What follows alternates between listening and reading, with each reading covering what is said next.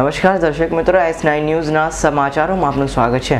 સમાચારોની શરૂઆત કરતા પહેલા એક નજર આજના મુખ્ય સમાચારો પર। SRK ડાયમંડ ફેક્ટરીમાં હીરાની આપ-લે કરતો કર્મચારી કરોડોના હીરા લઈ ભાગી છૂટ્યો।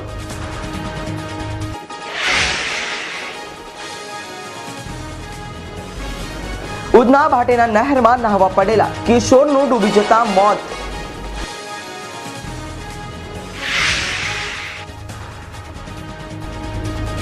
ધોરણ 10નો ગણિતનો પેપર સામાન્ય હોવાનું જણાવતા વિદ્યાર્થીઓ।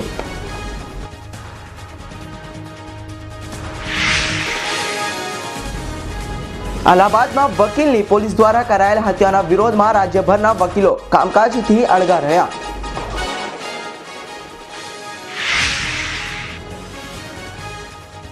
અને વલસાડના ચીખલી ગામે દીપડાનો આતંક, દીપડાએ બકરા ઘીટાને નિશાન બનાવ્યા।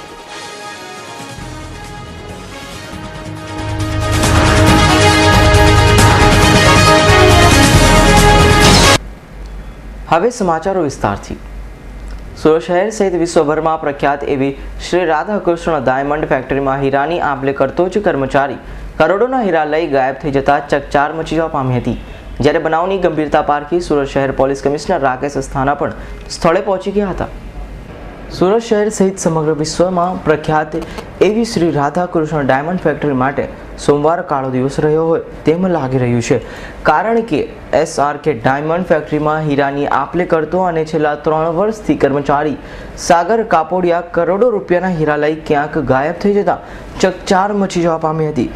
જ્યારે બનાવ અંગેની જાણ પોલીસને કરાતા તાત્કાલિક પોલીસ કમિશનર રાકેશ અસ્થાના સહિત ઉચ્ચ પોલીસ અધિકારીઓનો કાફલો SRK ડાયમંડ ફેક્ટરી ખાતે પહોંચી ગયો હતો અને તપાસ શરૂ કરી હતી। ત્યારે SRKના માલિક ગોવિંદ ધોળકિયાએ જણાવ્યું હતું કે સવારે 8 વાગ્યાના અરસામાં સાગર બેગ લઈ દાદર પરથી ઉતરતો હતો। CCTV કેમેરામાં કેદ થયો છે અને તે રાજકોટ જિલ્લાનો હોવાનું જણાવ્યું હતું। આખી વાતમાં એવું છે ભાઈ કે મીડિયા આગળ તો ઘણા વાર ઊભું રહેવાનું થયું, પણ આવો દુઃખનો સમય આ પહેલી વાર આવ્યો છે કે જ્યારે આપણે ફેમિલી મેમ્બર માનતા હોઈએ એવા આપણે ત્યાં જે 3 વર્ષથી જે મિત્ર કામ કરતા હોય ને આપણા દીકરાની જેમ આપણે રાખ્યા હોય એનો જીવ બગડે અને એ જ આપણો જ્યારે માલ લઈને જતા રહે તો સામાન્ય રીતે દુઃખ થાય એ સ્વાભાવિક છે। હવે આજે સવારે એ ભાઈ, એનું નામ છે સાગરભાઈ રમેશભાઈ કપૂરિયા, એમનું કામ છે કે આખું જે એટલે કનેક્ટ એટલે હીરા અહીંથી ઘાટવાળાના હીરા ઘંટી ઉપર આપવાના હોય, ઘંટીવાળાના પાછા એસોટમાં આપવાના હોય, એને કહેવાય સપ્લાયર। એ 3 વર્ષથી લગભગ આપણે ત્યાં ભાઈ છે।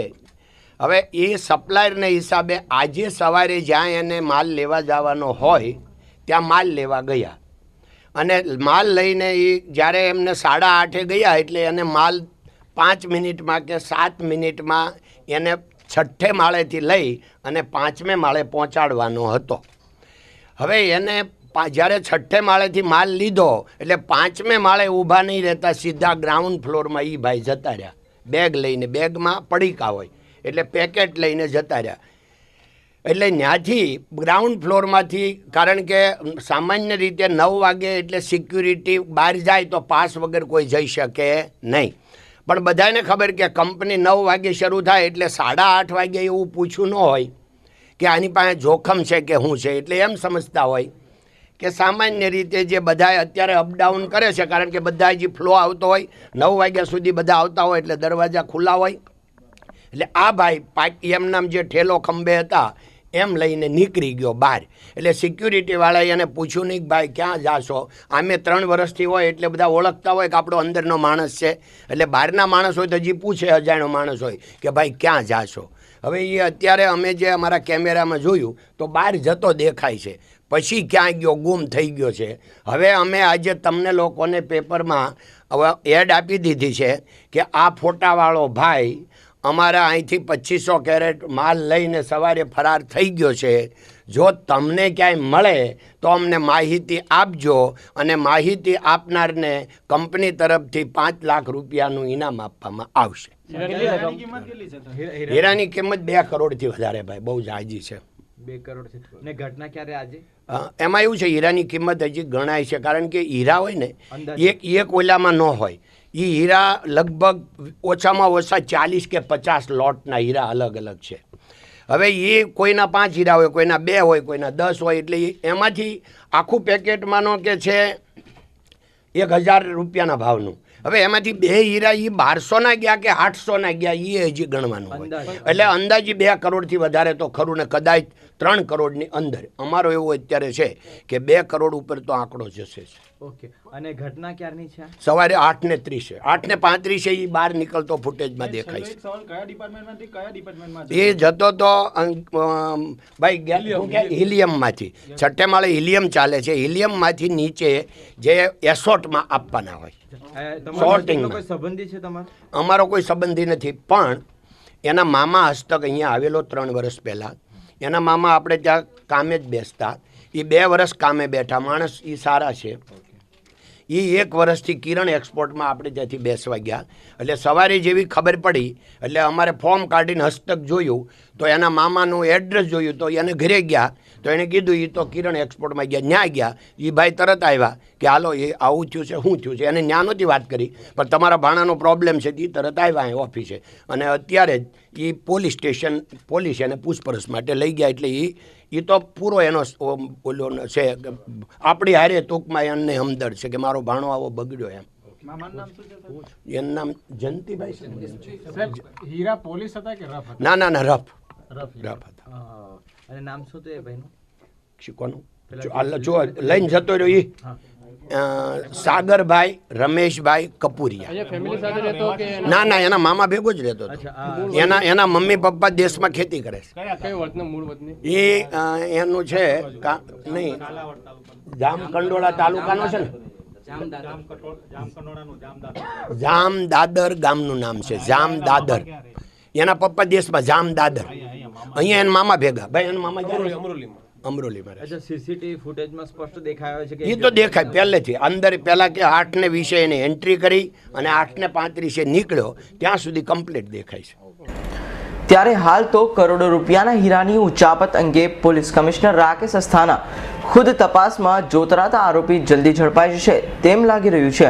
Bureau report, S9 news, Surat. Udhna Bhatena વચ્ચેથી પસાર થતી નહેરમાં નહાવા પડેલા 5માંથી એક કિશોરનું ડૂબી જતા મોત નીપજ્યું હતું અને તેની સાથે આવેલા 4 બાળકો બૂમાબૂમ કરી ભાગી છૂટ્યા હતા.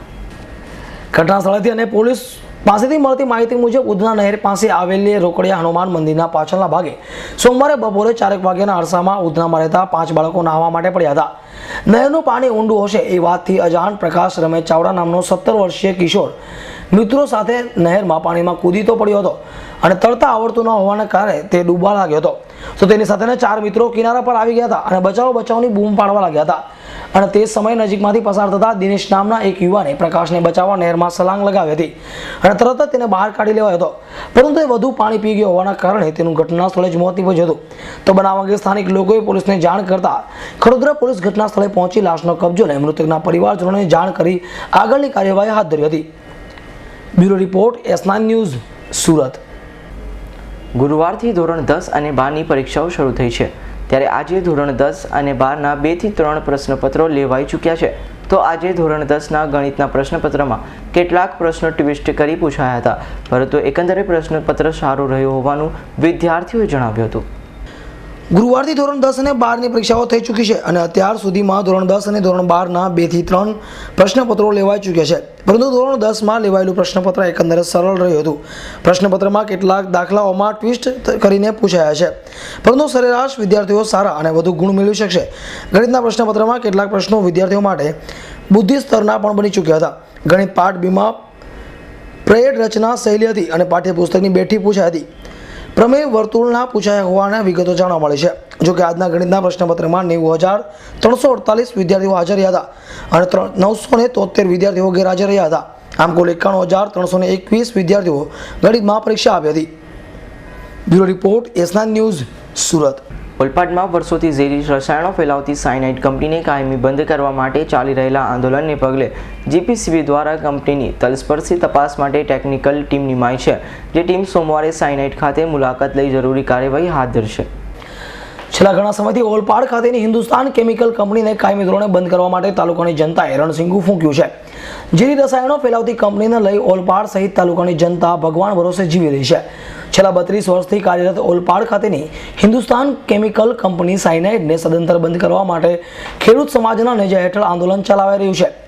આ જન આંદોલનને પગલે જીપીસીબી દ્વારા કંપનીને અચોક્કસ મુદતનું ક્લોઝર પણ અપાયું છે. જોકે સરકારના પ્રદૂષણ નિયંત્રણ બોર્ડ દ્વારા કંપનીની ઉડાન પૂર્વક તપાસ કરવા માટે ટેકનિકલ એક્સપર્ટ કમિટીની રચના કરવામાં આવી છે. જે સરકારની ટીમે આજે સોમવારના રોજ ઓલપાડ ખાતેની આ કંપનીમાં મુલાકાત લીધી હતી. 11/2014 થી જે આંદોલન ચલાવી રહ્યા છે એના અને રેલી કરી અને મૌન રેલી અને જે કંઈક આપણા અત્યાર સુધીના જે કાર્યક્રમો હતા એની સરકારે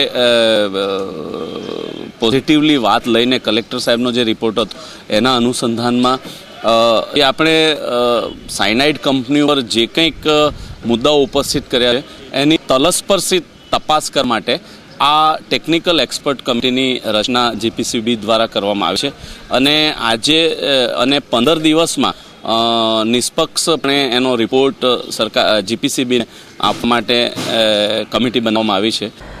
સરકારની એક્સપર્ટ ટીમો આજે સોમવારે ઓલપાડ ખાતે આવી પહોંચતા જ કંપનીના મેઇન ગેટ પર ઓલપાડ પોલીસ સહિત કિમ પોલીસ કામરેજ અને એલસીબી પીઆઈ સહિતના ઉચ્ચ અધિકારીઓ પણ બંદોબસ્તમાં હાજર રહ્યા હતા. કંપની ખાતે તપાસ અર્થે આવેલી ટીમનો ગુજરાત ખેડૂત સમાજ રજૂઆત માટે મળી હતી, જેના દિવસે કંપનીની બહાર આવેલી ખામીઓને કમિટી સમક્ષ રજૂ કરી હતી.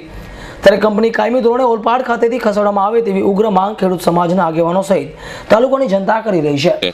અને આ છેલ્લા 2-3 દિવસમાં જે વધારાના મુદ્દાઓ અમે મેળવ્યા છે તમામને ભેગા કરીને આજે કમિટી સમક્ષ અમે રજૂઆત કરવાના છે અને આ કંપની કાયમી ધોરણે બંધ થઈ જાય એવા ઘણા બધા મુદ્દાઓ નવા પણ મુદ્દાઓ અમને મળ્યા છે અને કાયમી ધોરણે બંધ કરવા માટે અમે આજે રજૂઆત કરવાના છીએ. શું કહેવું એવું છે જે જીપીસીબીના અધિકારી મિસ્ટર કલ્યાણી એ અમારી સાથે વાતમાં છે અને જે આ સંકલન કરે છે કમિટીની સાથે એમનું એવું કહેવું છે કે આ બધા પ્રોફેસરો છે અને એ પોલિટિકલી થોડા આમાં સામેલ થવા નથી માંગતા, એટલે તમારી કમિટીના 2 જણા આવીને જે કંઈ ટેકનિકલ વાત છે એ કમિટી સમક્ષ રજૂ કરો એવી વાતો કરે છે. અમે જાણવા મળેલી વિગત મુજબ સાયનાઇડ કંપની જ્યારથી ઓલપાડ ખાતે સ્થાપત્ય ત્યારે પર્યાવરણનો કાયદો અમલમાં આવ્યો નહોતો.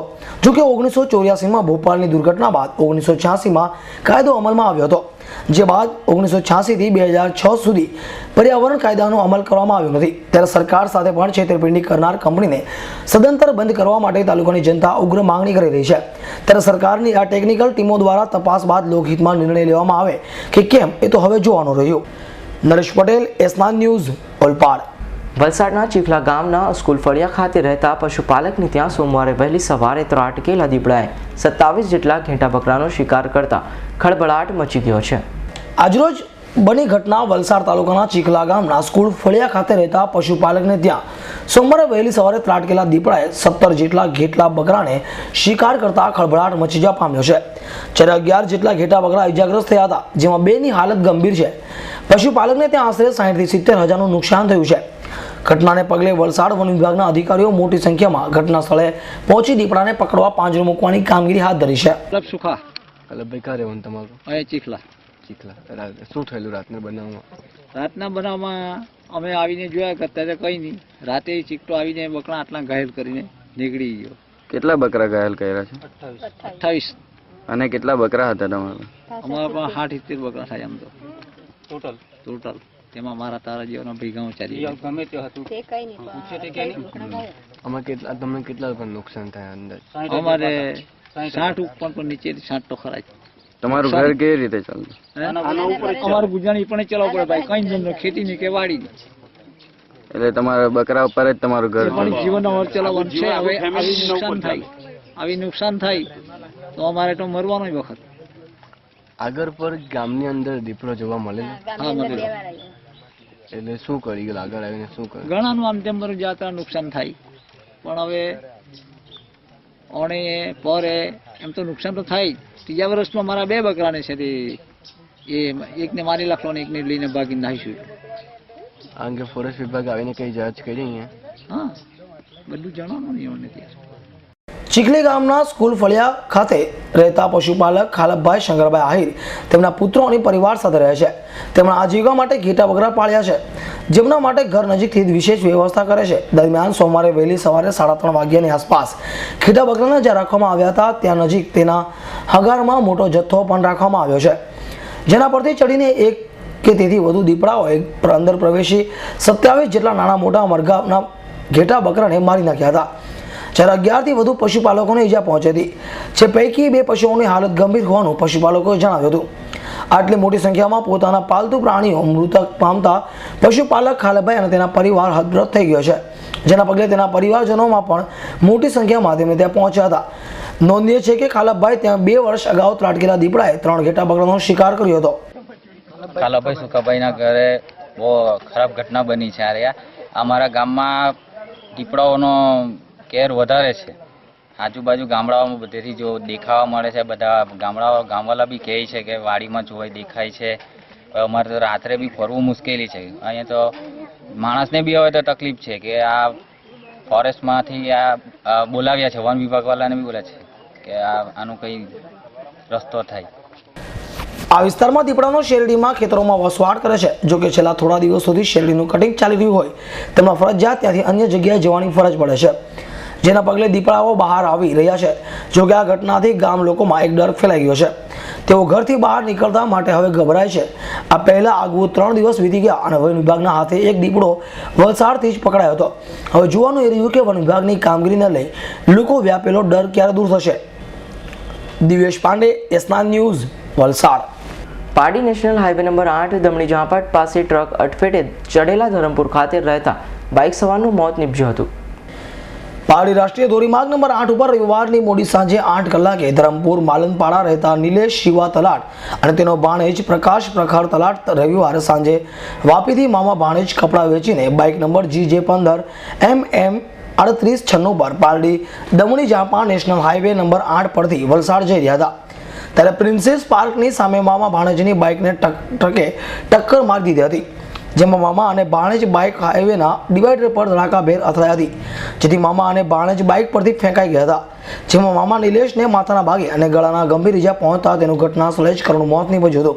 જ્યારે ભાણેજ પ્રકાશનો નાની મોટી ઈજા સાથે ચમત્કારિક બચાવ થયો હતો. અકસ્માત સર્જી અજાણ્યો ટ્રક ચાલક ટ્રક મોગી ભાગી છૂટ્યો હતો. ઘટના અંગે પારડી પોલીસને જાણ થતા પારડી પોલીસે કબજો મેળવી કેસની વધુ તપાસ PSI RM સંઘાડા કરી રહ્યા છે. અને ધરમપુરના વતની હતા નિલેશભાઈ સલાડ કરીને, જો વાપીથી આવી રહ્યા હતા એકબીજા એમના કાકાના છોકરા સાથે, તો એમને સ્ટેરિંગ પરનો કાબુ ગુમાવતા સોના દર્શનની સામે નેશનલ હાઈવે નંબર 8 પર ડિવાઈડ થતા તેમને ગળાના ભાગે તથા હાથ ફ્રેક્ચર થવાના કારણે સ્થળ પર જ મરણ ગયેલું અને સાથે બેઠેલા છોકરાનો બચાવ થઈ ગયો હતો. ટ્રક સાથે અકસ્માત થયો હતો કે અને ડિવાઈડર સાથે ઠોકાયું એવું સાથે બેઠેલા છોકરાનું જણાવ્યું છે. અત્યારે એને શું કરવાનું કાર્યવાહી? અત્યારે એને PM કરીને રાતને રવાના કરવામાં આવ્યું છે. ગુનાવાળી જગ્યાએ ફોન કરવામાં હાલ પોલીસે શું તપાસ હાથ ધરી? હાલ ગુનાવાળી જગ્યાએ પરના કંઈ સહાય નિવેદન લેવામાં આવ્યું છે. અમૃત પટેલનો રિપોર્ટ, S9 ન્યૂઝ, પારડી. પારડીના ઉમરસાડી પાર નદી કિનારે વેલી ડેવલપર્સ દ્વારા 243 બંગલાનો પ્રોજેક્ટનું બુકિંગ શરૂ કરવામાં આવ્યું છે. પારડી નજીક આવેલ ઉમરસાડી માછી રોડ સ્થિત રવિવારની રોજ પાર નદી કિનારે વિશાળ કુદરતી સૌંદર્ય જમીન પર મુંબઈની વેલી ડેવલપર્સ પ્રોજેક્ટ દ્વારા 243 કરોડનો બુકિંગનું ઓપનિંગ લોન્ચ કરવામાં આવ્યું હતું. પ્રોજેક્ટના ડિરેક્ટરો દિનેશભાઈ, પ્રવીણભાઈ, નીતિનભાઈ અને કીર્તિભાઈ આ તમામ 4 ડિરેક્ટરો સાથ અને સહકાર સાથે પારડી જેવા નાનકડા ઉમરસાડી ગામડામાં બંગલોને પ્રોજેક્ટનું આયોજન પ્રથમ વખત પારડીના આટલા મોટા પાયે કરવા જઈ રહ્યા છે, જેના મુંબઈ, સુરત, અમદાવાદ, બેંગ્લોર, વાપી, દમણ, સેલવાસ શહેરોમાંથી બિલ્ડરો, ગ્રાહકો અને વસઈ વિરાર મહાનગરપાલિકા સભ્યો, ઉમેશ નાયક તેમજ મિત્રો વગેરે મોટી સંખ્યામાં ગતરોજ આ પ્રોજેક્ટ લોન્ચના પ્રસંગે હાજર રહ્યા હતા અને પારડી સંગીતના સુરતાલે ઉપસ્થિત રહેતા મહેમાનો ઝૂમી ઉઠ્યા હતા. પ્રોજેક્ટના સુવિધામાં AC club house, 120 room, party plot, loan સાથે ઉપલબ્ધ તેમજ સ્વિમિંગ પુલ, જીમ હાઉસ વગેરેની સેવાઓ ઉપલબ્ધ રહેશે તેવું પ્રોજેક્ટના ડિરેક્ટર નીતિનભાઈ તેમજ પ્રવીણભાઈએ જણાવ્યું હતું. ઉપસ્થિત રહેતા મુંબઈથી વિરાર વસઈના મહાનગરપાલિકાના ઉમેશભાઈ પ્રોજેક્ટને મિત્રોને પારડી જેવા નાનકડા ગામમાં અદ્યતન પ્રોજેક્ટ સફળ રહે અને મોદીના સૂત્ર મેક ઇન ઇન્ડિયા પારડી સફળ બને તેવી શુભેચ્છા પાઠવી હતી. ઉપરાંત મહેમાનોમાં વલસાડ જિલ્લા કારોબારી ચેરમેન જીતેન્દ્ર ટંડેલ, સરપંચ મનોહર પટેલ, પારડી તાલુકા કારોબારી ચેરમેન મહેશ દેસાઈ, પારડી તાલુકા ભાજપા ઉપપ્રમુખ હર્ષદ પટેલ વગેરે મહાનુભાવો ઉપસ્થિત રહી પ્રોજેક્ટ सफल रहे तेवी शुभेच्छा पाठवी थी। पारडी गांव में ये नदी किनारे जो बहुत अच्छा प्रोजेक्ट बना रहा है, वो कुदरती प्रोजेक्ट, कुदरत के गोद में प्रोजेक्ट बना रहा है। तो आज जो हमारे यहाँ के जो हमारे लैंडलॉर्ड मित्र हैं नितिन भाई, उनके भाई दिनेश भाई और हमारे मित्र और परिवार के हमारे सदस्य प्रवीण, इन दोनों को बहुत बहुत शुभकामनाएं देता हूँ और उनको ये कहता हूँ कि अपन जो प्रोजेक्ट आज इधर बना रहे हैं वो हमारे मेक इन इंडिया को लग के, तो मेक इन इंडिया को हमारा जो मोदी जी का थीम है कि हम इंटरनेशनल लेवल पे आपको बनाएंगे, ऐसी अपेक्षा रखता हूँ। प्रदेश से हमारे जो भाई रहते हैं वो भी आके उनका शादी ब्याह होने दो या गुजरात में कोई भी शादी या और कोई प्रोग्राम है तो यहाँ आके अपने होटल में रहेंगे, अपने बंगलों में रहेंगे और उनका शादी का या कोई ऐसे बड़े फंक्शन है तो यहाँ करने के लिए मौका आप देंगे, ऐसी अपेक्षा रखता हूँ। बहुत बहुत शुभेच्छा देता हूँ। धन्यवाद। अमृत पटेल रिपोर्ट एसना न्यूज पारडी। વલસાડ તાલુકાના ઉમરગામ તાલુકાના સંજાણ બંદર પર આવેલી હઝરત ઇબ્રાહીમ શાહની દરગાહના ઉર્સ નિમિત્તે કવ્વાલીનો મુકાબલો યોજાયો હતો। ઉમરગામ તાલુકાના સંજાણ બંદર પર આવેલ હઝરત ઇબ્રાહીમ શાહ દરગાહના ખાતે શનિવારના રાત્રિના દિલ્હીના મશહૂર હવાલેબાજ ગીતા ચીરતી અને મુરાદ અતીશ વચ્ચે કવ્વાલીનો મુકાબલો શાનદાર જામ્યો હતો। કવ્વાલીના રસિયા ખુશીથી ઝૂમી ઉઠ્યા હતા અને આ કવ્વાલી પ્રોગ્રામમાં વલસાડ, પારડી, દમણ, વાપી, ઉમરગામથી મોટી સંખ્યામાં હાજર રહ્યા હતા।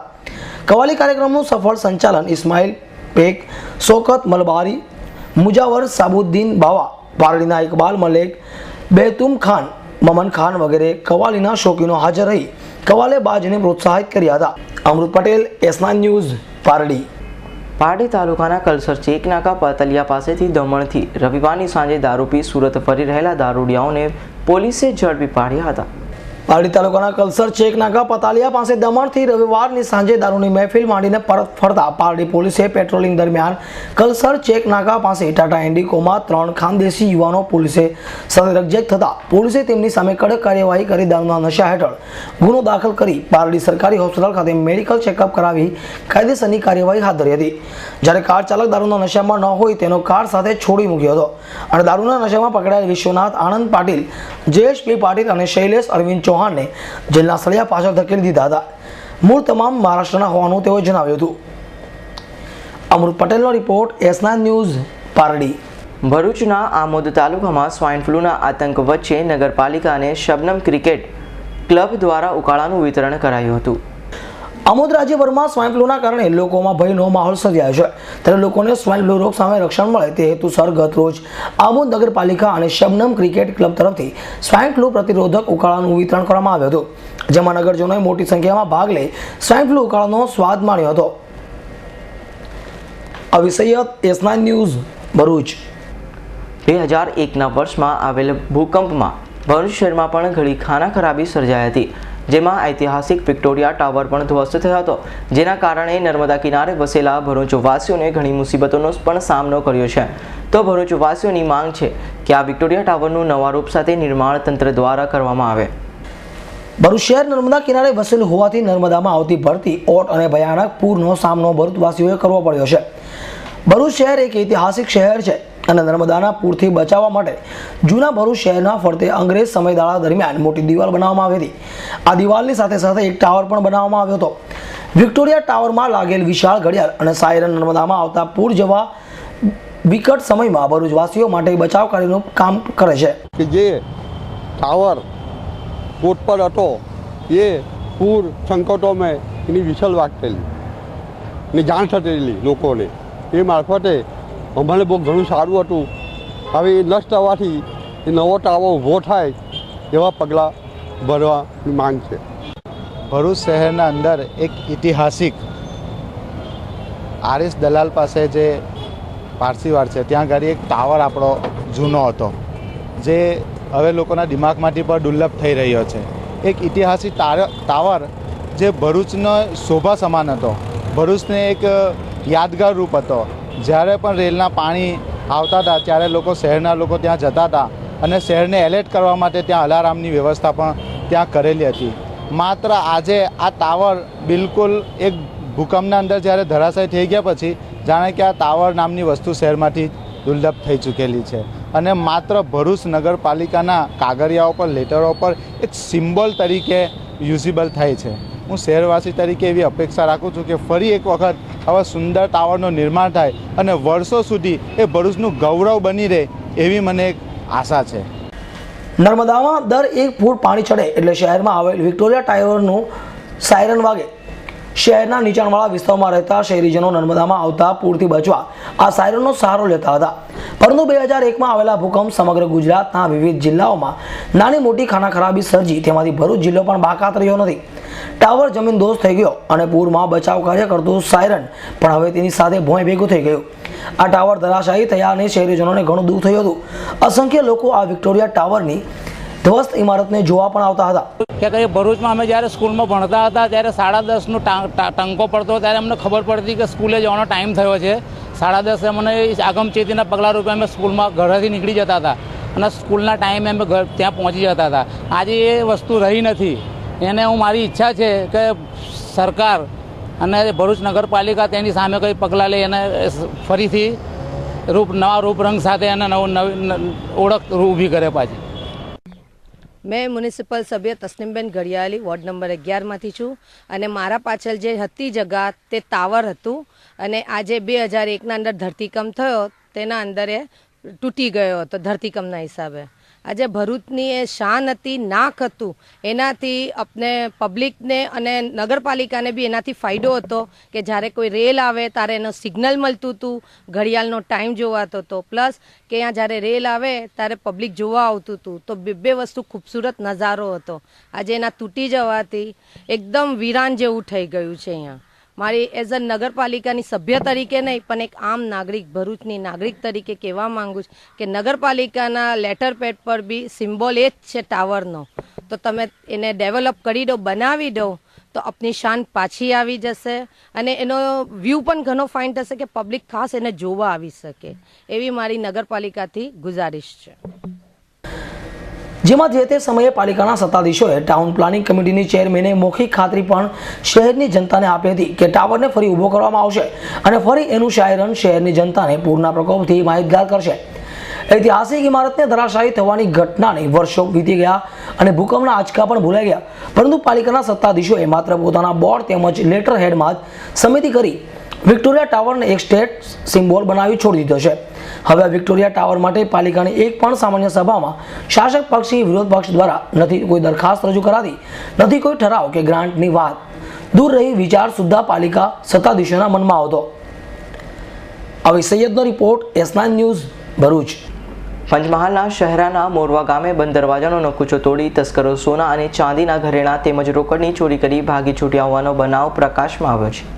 પંચમહાલ જિલ્લાના શહેરાના મોરવા ગામે રહેતા પ્રદીપભાઈ પંચાલના મકાનના દરવાજાને તાળું મારીને પ્રસંગમાં ગયા હતા અને ગત રાત્રિએ તેમના મકાને આવતા મકાને નકુચો તૂટેલો જોઈ અંદર તપાસ કરતા તિજોરી તેમજ કબાટોના દરવાજા ખુલ્લા અને અંદરનો સામાન વેરવિખેર હોવાથી મકાનમાં ચોરી થઈ હોવાનું જણાતા તેઓ વધુ તપાસ કરતા સોના ચાંદીના ઘરેણાં તેમજ રોકડા રકમ નહીં મળતા પ્રદીપભાઈએ શહેરા પોલીસ મથકે ફરિયાદ નોંધાવતા શહેરા પોલીસ મથકના પોલીસ ઇન્સ્પેક્ટર BK ભરવાડે ઘટના સ્થળે પહોંચી તપાસ હાથ ધરી ડોગ સ્કોડ અને FSLની મદદ લઈ તસ્કરોને ઝડપી પાડવા ચક્રો ગતિમાન કર્યા છે. ચોરી હવે ગઈકાલે આ લોકો 14 તારીખે આપણા દીપકભાઈ આવા પ્રદીપભાઈ પંચાલ છે એમના સાસરીમાં ભાઈ ઝાલર બાજુ ગયેલા, ત્યાંથી નાઇટ રોકાઈ પછી 15 તારીખે રાત્રે અહીંયા પાછા આવ્યા પછી એમને જોયું તો ઘરના તાળા નકુચો તૂટેલા હતા. ઘરમાં આવીને જોયું તો ચોરી થઈ ગઈ એમને જણાઈ આવી. તો રાત્રે મોડા બધા આજુબાજુવાળા અમને બોલાવીને કંઈ તપાસ કરી પછી સવારમાં પોલીસ સ્ટેશનમાં આવ્યા. પોલીસ સ્ટેશન આવીને એમને એમની જે હકીકત છે બધી જણાવી. આપણે એમની ચોરીની ફરિયાદ દાખલ કરી દીધી છે અને હાલમાં તપાસ ચાલુ છે. સાહેબ કોની મદદ લીધી? ડોગ સ્કોડની મદદ લેવામાં આવેલ છે, તેમજ ફિંગરપ્રિન્ટ મદદ લેવામાં આવેલ છે. FSL અધિકારી પણ આવી ગયા છે અને એના હાલમાં તપાસ ચાલુ છે. મોરવાથી ઝાલોદ મુકામે ગયો હતો.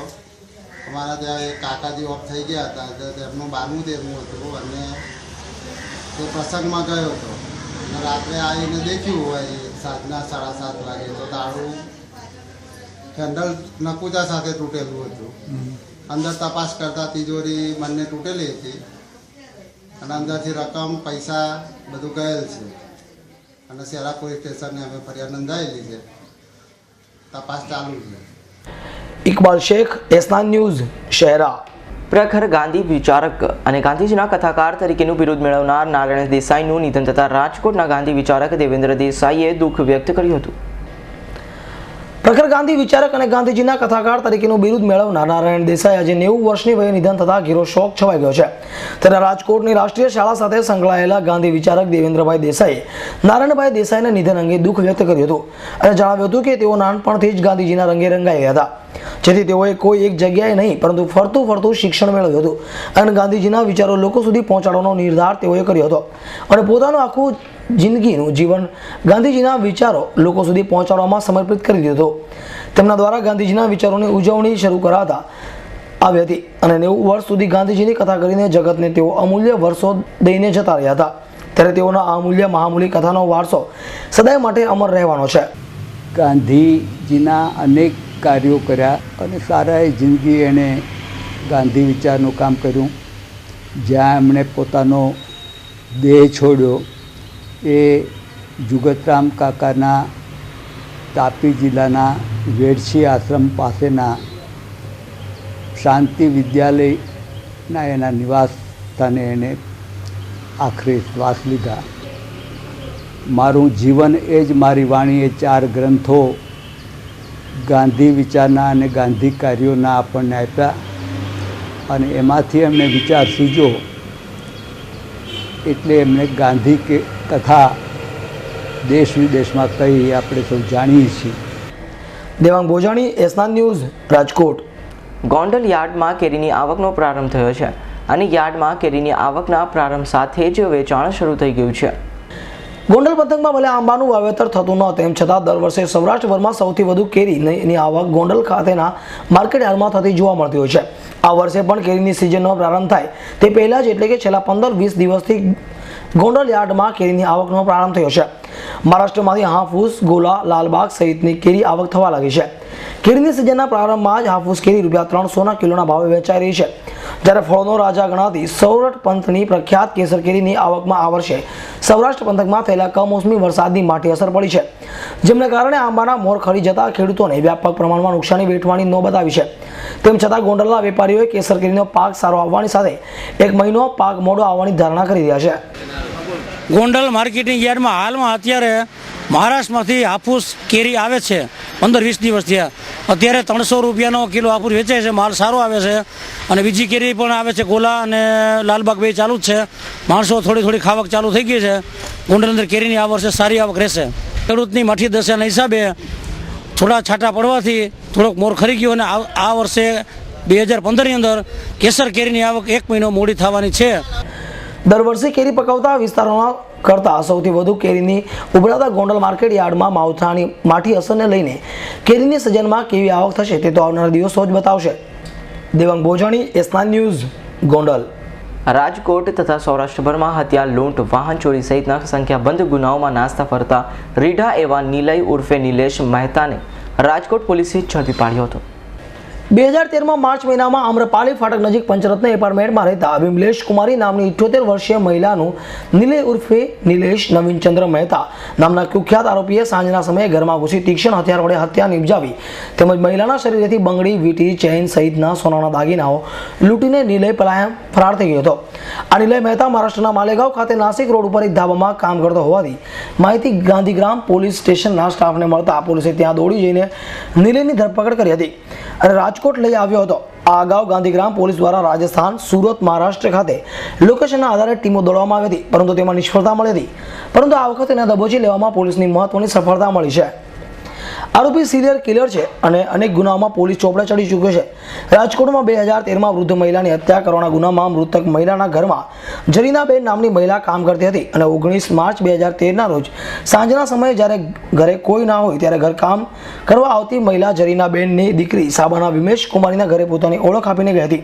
ત્યારે સાથે નિલય પણ હતો અને પાણી પીવાના બહાને બંને અંદર ઘૂસ્યા હતા. ઘરમાં પ્રવેશ કર્યા બાદ મૃતક મહિલા ઘરનો દરવાજો બંધ કરતા હતા ત્યારે જ નિલયે ગળા પર છરીના ઘા ઝીકી મોતને ઘાટ ઉતારી દીધી હતી. મૃતકના શરીરે પહેરેલા સોનાના દાગીના, 4 બંગડી, એક ચેઇન અને રોકડા રૂપિયા 600ની લૂંટ ચલાવી હતી.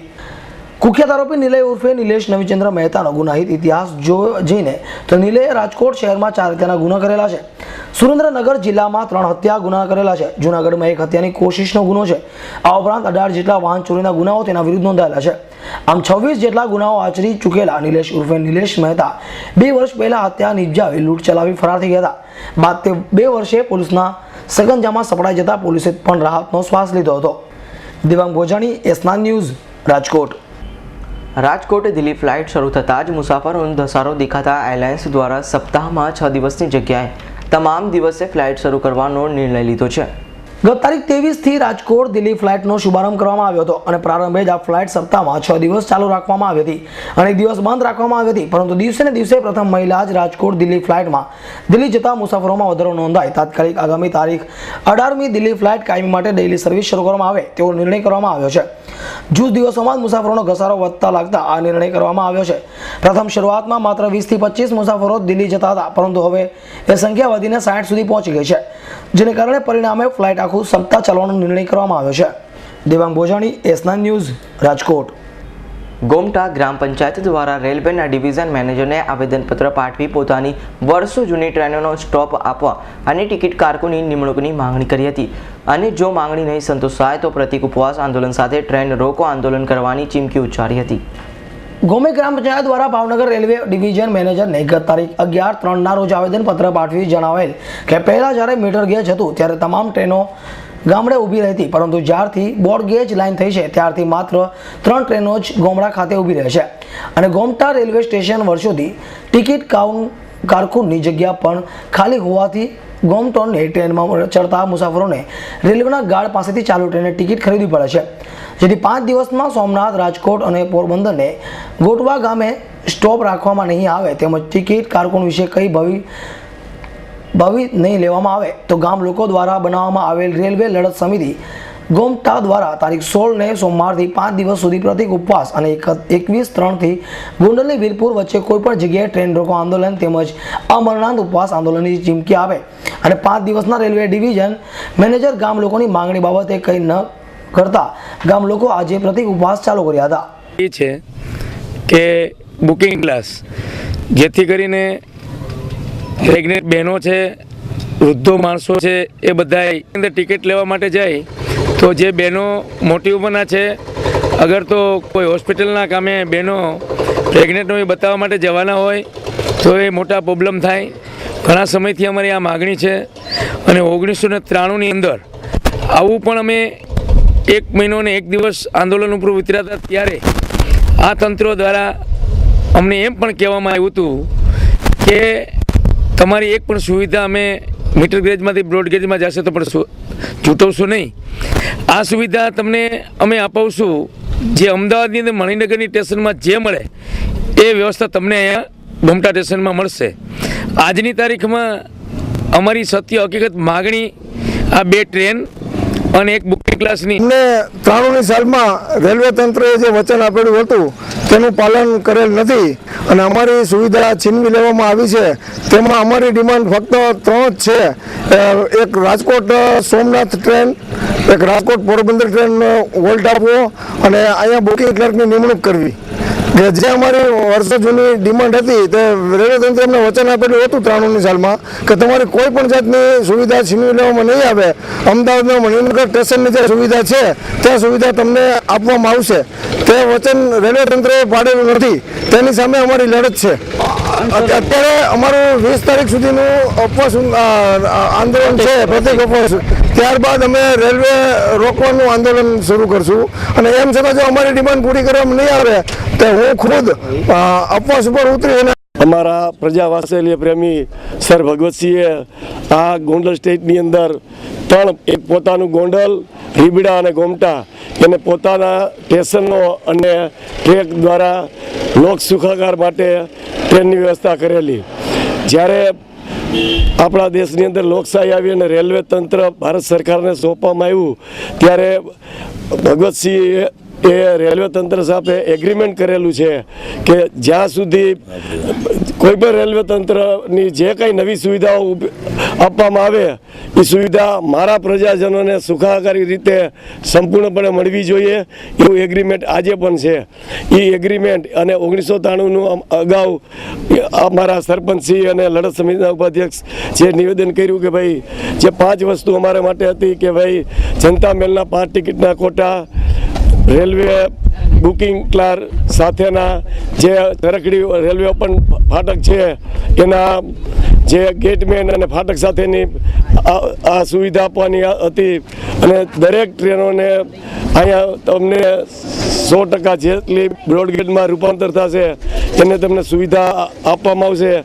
આવી લેખિત બાંહેધરી સરપંચશ્રીએ જે વાત કરી અધ્યક્ષતાને એક નિર્ણય થયેલો હતો એ આપવાને બદલે વંચિત કેમ રાખવામાં આવે. સરપંચશ્રીએ કીધું કે ભાઈ અમારી કોઈ જે આ 2 ટ્રેન છે સોમનાથ રાજકોટ અને રાજકોટ પોરબંદર, રેલવે તંત્રને અને આજે સત્તા ઉપર સત્તાધારી જે બેઠા છે એની આ ગામજનોની એવી નમ્ર નિવેદન અને વિનંતી છે અને એક ચેતવણી પણ છે. આવતી 21 તારીખથી આમરણ ઉપવાસ ઉપર અમારા જે 2 પ્રતિનિધિઓ ઉતરવાના છે અને ત્યારથી રેલ રોકો આંદોલન કરશું અને એમાં આજુબાજુના દરેક ગામ લોકો અમારી સાથે જોડાયેલા છે. Harish Valiya, S9 news, Jetpur. અલ્હાબાદની કોર્ટ પરિસરમાં પોલીસ દ્વારા ફાયરિંગ કરી વકીલની કરાયેલી હત્યાના વિરોધમાં મોરબીમાં વકીલોએ વિરોધ કરી કામકાજથી અળગા રહ્યા હતા. અલ્હાબાદ કોર્ટ પરિસરમાં નબી અહેમદ નામના ધારાશાસ્ત્રીની પોલીસ ઇન્સ્પેક્ટર દ્વારા કોર્ટ પરિસરમાં ગોળી મારીને હત્યા થોડા દિવસો પહેલા કરવામાં આવી હતી, જેના પડઘા આખા દેશમાં પડ્યા છે. જેના અનુસંધાને આજે દેશના મોટાભાગની ન્યાયપાલિકામાં કામ કરતા ધારાશાસ્ત્રીઓને બાર કાઉન્સિલ ઓફ ઇન્ડિયા દ્વારા કામથી અળગા રહીને વિરોધ કરવાનું સૂચન કરવામાં આવ્યું હતું અને આરોપી પોલીસ કર્મચારીને સખત સજા થાય તેવી માંગ કરવામાં આવી હતી. જેના અનુસંધાને ગુજરાતની તમામ ન્યાયપાલિકા ગુજરાત બાર કાઉન્સિલ દ્વારા કરવામાં આવ્યું હતું. જેના પગલે મોરબી બાર એસોસિએશન તમામ સભ્યો, નોટરીના સહિતના લોકો આજે કોર્ટ કાર્યવાહીથી અળગા રહ્યા હતા અને મૃતક વકીલને 2 મિનિટનું મૌન પાળી શ્રદ્ધાંજલિ અર્પણ કરી હતી અને વકીલ એકતા જિંદાબાદના નારા લગાવ્યા હતા. બાર કાઉન્સિલ ઓફ ઇન્ડિયાએ સમગ્ર ભારતની અંદર વકીલોને અળગા રહેવાનું સૂચન કરેલ, જેના અનુસંધાને બાર કાઉન્સિલ ઓફ ગુજરાતે પણ આજરોજ ગુજરાતની અંદર વિવિધ વકીલોને સંદેશો પાઠવી તમામ બારના સભ્યોને કોર્ટ કાર્યવાહીથી અલિપ્ત રહેવાની સૂચના આપેલ છે. જે અનુસંધાને આજરોજ મોરબી વકીલ મંડળના તમામ સભ્યો કોર્ટ કાર્યવાહીથી અલિપ્ત રહેવાનું નક્કી કરેલ. રવિ મોટવાણીનો રિપોર્ટ, S9 ન્યૂઝ, મોરબી. ઉનાળાનો પ્રારંભ થતાં જ પીવાના પાણી માટે પશુ પક્ષીઓના વલખા શરૂ થઈ ગયા હોય તેમ બકરીનું માથું હોડામાં ફસાઈ જતા સેવાભાવી લોકોએ તેને સહી સલામત બહાર કાઢ્યું હતું. ઉનાળાની કાળઝાળ ગરમી માનવમાં ભલભલાને હંફાવી દેતા હોય છે. ઉનાળાની કાળઝાળ ગરમીથી બચવા અને રાહત મેળવવા જીવયાત્રાને સામાન્ય રીતે પાણીની જરૂર ઊભી થતી હોય છે. પીવાનું પાણી તો માણસ ગમે તેમ કરીને મેળવી લેતા હોય છે, પરંતુ મૂંગા અબોલ પશુ પક્ષીઓને તો પીવાના પાણી માટે આમ તેમ ભટકવાનો અને દોડધામ કરવાનો વખત આવતો હોય છે. તેવી જ રીતે માધવપુરના એક બકરીના બચ્ચાનું હાડાની અંદર પાણી પીવા જતાં માથું ફસાઈ જતા બચ્ચાએ બચાવવા બકરીએ બૂમરાળો પાડતા આજુબાજુના લોકો એકઠા થઈ દોડી આવ્યા હતા અને ગાગરની અંદર ફસાયેલ બકરીના બચ્ચાનું માથું સહી સલામત બહાર કાઢી બચાવી લીધું હતું. હજી તો ઉનાળાનો પ્રારંભ થયો છે, ત્યાં જ પીવાના પાણી માટે મૂંગા પશુ પ્રાણીઓ અને પક્ષીઓને તરસે વલખા મારવાનો વખત આવ્યો છે અને પીવાના પાણી માટે આમ તેમ ભટકતા રખડતા ઢોર નજરે જોવા મળે છે અને પાણી પીવા માટે જીવનની પણ પરવા કરતા ન હોય તેનો આ ઉત્તમ નમૂનો જોવા મળ્યો છે. શાંતિલાલ મેવાડાનો રિપોર્ટ, S9 ન્યૂઝ, માધવપુર.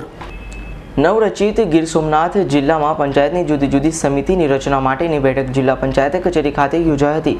જોકે ભાજપ અને કોંગ્રેસ બંને પક્ષે 10-10 મત પૂરતા પ્રમુખના કાસ્ટિંગ વોટ સાથે સમિતિની રચનાની પ્રક્રિયા પૂર્ણ કરાઈ હતી. નવરચિત ગીર સોમનાથ જિલ્લા પંચાયત પ્રારંભિક તબક્કે જ વિવાદોના ભવનમાં ફસાય છે અને જુદી જુદી સમિતિની રચના સામે હાઈકોર્ટ દ્વારા મનાઈ હુકમ ફરવામાં આવે. જો કે વિપક્ષ દ્વારા હાઈકોર્ટમાં કરાયેલી અરજી પરત ખેંચી લેતા સમિતિઓની રચના માટેની કાર્યવાહીનો માર્ગ મોકળો બન્યો હતો. આજ રોજ બપોરે 12 કલાકે જિલ્લા પંચાયત પ્રમુખના અધ્યક્ષ સ્થાને જિલ્લા વિકાસ અધિકારી સહિતના અધિકારીઓની ઉપસ્થિતિમાં યોજાયેલી બેઠકમાં જુદી જુદી સમિતિઓના સભ્યોની વરણી પ્રક્રિયા પ્રમુખના કાસ્ટિંગ વોટ સાથે પૂર્ણ થયેલ છે. આજે જિલ્લા પંચાયતની સામાન્ય સભાની 12 વાગે બેઠક હતી અને તેમાં માનનીય અધ્યક્ષ શ્રી અને જિલ્લા પંચાયત પ્રમુખ શ્રી હરિભાઈ સોલંકીની અધ્યક્ષતામાં સમિતિઓની રચનાની કામગીરી છે એ હાથ ધરવામાં આવી હતી અને જુદી જુદી સમિતિની રચનાઓમાં જ્યાં જ્યાં સરખામત પડેલ છે ત્યાં પંચાયત અધિનિયમની કલમ 151 હેઠળ જે જોગવાઈ થયેલ છે કાયદામાં એ પ્રમાણે અધ્યાસી અધિકારી એટલે કે જિલ્લા પંચાયતના પ્રમુખશ્રી પોતાનો બીજો અને નિર્ણાયક મત છે એ દરેક પ્રસંગે આપી શકે એવી જોગવાઈ છે. એ પ્રમાણે પ્રમુખશ્રીના ધ્યાને આ વાત મૂકતા એમણે સભાના અધ્યક્ષ તરીકે પોતાનો બીજો અને નિર્ણાયક મત છે એ આપીને બધી સમિતિની રચનામાં નિર્ણય લેવામાં આવેલ છે. આજની સભામાં જુદી જુદી વૈધાનિક અને બિનવૈધાનિક સમિતિઓની રચના કરવામાં આવી છે.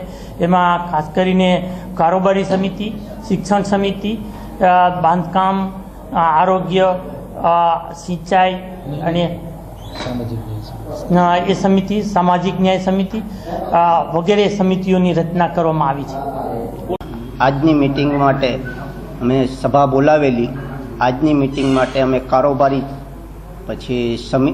કારોબારી સમિતિ, બાંધકામ સમિતિ, આરોગ્ય સમિતિ, શિક્ષણ સમિતિ એ 5 સમિતિની રચના કરી છે. અને આજે છેવાડાના માણસોને, ગરીબ માણસોને જે લાભ મળે એ માટે થઈને આજે અમે આ સમિતિનું પૂર્ણ કર્યું છે. આજરોજ જિલ્લા પંચાયતની જુદી જુદી સમિતિઓની રચનાની પ્રક્રિયા પૂર્ણ થતાં જિલ્લાના વિકાસના માર્ગ મોકળો બન્યો હોય અને જિલ્લાનો વિકાસ વેગવંતો બનશે તેમ જિલ્લા પંચાયતના પ્રમુખ હરિભાઈ સોલંકીએ આ તકે જણાવ્યું હતું. Dinesh ગામવા, S9 news, Gir Somnath. અરવલ્લીના ખેડૂતોએ મસમોટી આશાઓ સાથે બટાકાના પાકનું વાવેતર કર્યું છે, પરંતુ આ આશાઓ ઠગારી નીવડે તેવી દુર્દશા અત્યારના સંજોગોમાં ખેડૂતોને થઈ રહી છે. કારણ કે બટાકાની ખેતી ફજેથી સમાન પુરવાર થઈ રહી છે અને તેમાંય કમોસમી વરસાદે તો ખેડૂતોના હાલ બેહાલ કરી નાખ્યા છે. તો બીજી તરફ રાજ્ય સરકાર પણ બટાકાના ભાવ મુદ્દે કોઈ ચોક્કસ નીતિ નક્કી કરવામાં નિષ્ફળ રહેતા ખેડૂતોના હમદર્દ બનવાની કોશિશ કરતા નેતાઓ સામે પણ ખેડૂતોમાં રોષ જોવા મળી રહ્યો છે. અરવલ્લી જિલ્લામાં ગત વર્ષે બટાકાનો ભાવ સંપાણા મળી રહે ચાલુ વર્ષે ખેડૂતોના વિપુલ પ્રમાણમાં બટાકાનું વાવેતર કર્યું છે. બટાકાના વાવેતર માટે ખેડૂતોએ મોંઘાદાટ બિયારણ, દવા અને ખાતર તેમજ મજૂરી માટે પણ વ્યાપક ખર્ચ કરી સારા ઉત્પાદનની આશા રાખી હતી. ઉત્પાદન તો ચાલુ વર્ષે સારું એવું થયું છે, પરંતુ તાજેતરમાં જ પડેલા કમોસમી માવઠાએ ખેડૂતોના હાલ ખરાબ કરી નાખ્યા છે. હાલમાં ખેડૂતોને બટાકાના પોષણક્ષમ ભાવ ન મળતા ખેડૂતોને ખર્ચ પણ માથે પડે તેવી સ્થિતિ સર્જાય છે. ત્યારે ખેડૂતો પણ સરકાર પાસે આશા રાખી રહ્યા છે અને આ ચોક્કસ નીતિ નક્કી કરે તો ખેડૂતોને પોષણક્ષમ ભાવ મળે તેવી માંગ કરી રહ્યા છે. આ વખતે બટાકાનું વાવેતર કરેલું છે અને ઉત્પાદન એટલું બધું નથી અને કમોસમી વરસાદથી એનું નુકસાન ઘણું થયું છે. તો સરકાર આ તરફ વિચારે અને મોંઘા ખાતર, દવા અને મજૂરી કરતાં બટાકા જે ઉત્પાદન થયું એ ખેડૂતને પોસાય એવું નથી, એટલે ખેડૂતને આત્મહત્યા કરવા જે સુધીનો વારો આવ્યો છે. તો આ માટે સરકાર કાંઈક વિચારે. કપાસની ખેતીમાં ખેડૂતોને મોટું નુકસાન વેઠી માંડ સરખાઈ મેળવી ત્યાં જ બટાકાની ખેતીમાં સરકારની નિકાસ નીતિ તેમજ કુદરતી પ્રકોપના કારણે નુકસાન વેઠવું પડ્યું છે. સરકારે ખેડૂતોની સાચા ચિંતા રાખી ચોક્કસ નીતિ ઝડપથી અપનાવાય તે જરૂરી છે. હાલ સરકાર દ્વારા બટાકાના પકવવા ખેડૂતો માટે ઢીલી નીતિ સામે કોંગ્રેસ રોષ વ્યક્ત કરી છે. ત્યારે આ મામલે સરકાર દ્વારા ખેડૂતોના હિતમાં નિર્ણય તાકીદે લેવાય તે જરૂરી છે. ચાલુ સાલે ખેડૂતોએ મોંઘાદાટ બિયારણ અને મોંઘી દવાઓ ખર્ચી અને બટાકાનું વાવેતર કર્યું છે. એ સંજોગોમાં હાલ બટાકાનું જે ઉત્પાદન થયું એ સમયે જે કમોસમી માવઠું થયું એના કારણે બટાકાના પાકની અંદર બારોબાર નુકસાન છે. સાથે સાથે બટાકાની અંદર ખેડૂતોએ કોલ્ડ સ્ટોરેજની અંદર મૂકવા માટે એક કોલ્ડ સ્ટોરેજથી બીજા કોલ્ડ સ્ટોરેજ, બીજાથી ત્રીજા કોલ્ડ સ્ટોરેજ આમ તેમ ભટકવું પડે છે. છતાં પણ સ્ટોરેજમાં માલ મૂકી શકાય એવા સંજોગો નથી. સરકારશ્રીએ તાત્કાલિક ધોરણે આ ખેડૂતોનો જે બટાકાનું ઉત્પાદન થયું છે એને સ્ટોરેજોમાં મૂકવાની તેમજ ટેકાના ભાવે ખરીદી કરવાનું શરૂ કરવું જોઈએ. સાથે સાથે નિકાસની કામગીરી પણ જો સરકારશ્રી દ્વારા સત્વરે હાથ ધરવામાં આવે તો જ ખેડૂત દેવાના ડુંગરમાં થી બચી શકે એવા સંજોગોમાં છે. ચાલુ વર્ષે અરવલ્લી જિલ્લામાં હજારો હેક્ટરમાં ખેડૂતોએ સારા ઉત્પાદનની આશાએ બટાકાના પાકનું વ્યાપક ખર્ચે વાવેતર કર્યું છે. ત્યારે કમોસમી માવઠાએ ખેડૂતોના પડતા પર પાટું જેવી દશા કુદરતે સર્જી દીધી છે. હાલમાં સ્થાનિક બજારોમાં બટાકાના ભાવ સાવ તળિયે બેસી ગયા છે.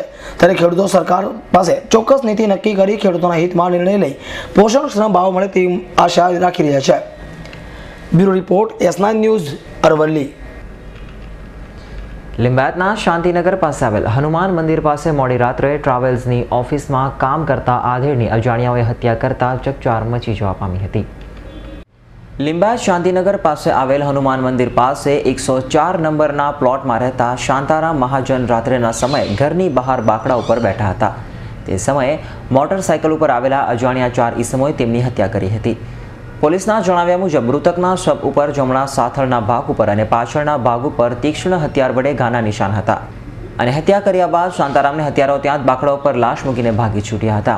જ્યારે મોડી રાત્રે લાશ અહીં બાકડા ઉપર જ પડી રહી હતી તો વહેલી સવારે લોકોની અવરજવર થતાં તેમણે પોલીસને માહિતી આપી હતી અને પોલીસે સ્થળ ઉપર પહોંચીને તપાસ હાથ ધરી હતી. જોકે હજુ સુધી આ અંગે કોઈ નક્કર વિગતો મળી નથી. જોકે કોઈ જૂની અદાવતમાં હત્યા થઈ હોવાનું બહાર આવ્યું છે અને શાંતારામ હાલમાં શ્રી હરિ ટ્રાવેલ્સ સાથે કામ કરતો હતો અને રોજ તેઓ અહીં બેસવા માટે આવતા હોવાનું જાણવા મળ્યું છે. જ્યારે ટ્રાવેલ્સના માલિક નારાયણ પાટીલને અજાણ્યાઓએ રાત્રે ફોન કરી તેમના ત્યાં કામ કરતો માણસ ગંભીર હાલતમાં પડ્યો છે તેમ જણાવ્યું હતું. રાતે 12 વાગે અમે ઓફિસ બંધ કરીને બધા ઘરે જતા હતા. પછી હું ઘરે પહોંચતો હતો એટલી વારમાં 15-20 મિનિટમાં 12:15 જેટલું મને ફોન આવ્યો એક રિક્ષાવાળાનો કે તમારા માણસ એમ કે અહીંયા રોડ પર પડ્યો છે શાંતિનગર ગેટ પાસે. એટલે હું ત્યાં દોડ્યો. પછી એમના ઘરવાળા અમે બધા એને એમ્બ્યુલન્સ બોલાવીને એમ્બ્યુલન્સ ગાડીમાં લાવી સિમેરમાં લાવ્યા. ત્યારે જ્યારે ઘટના સ્થળે હતા ત્યારે જીવતા હતા. પછી એમ્બ્યુલન્સમાં લાગ્યા ને ત્યારે એમને ડેથ થઈ.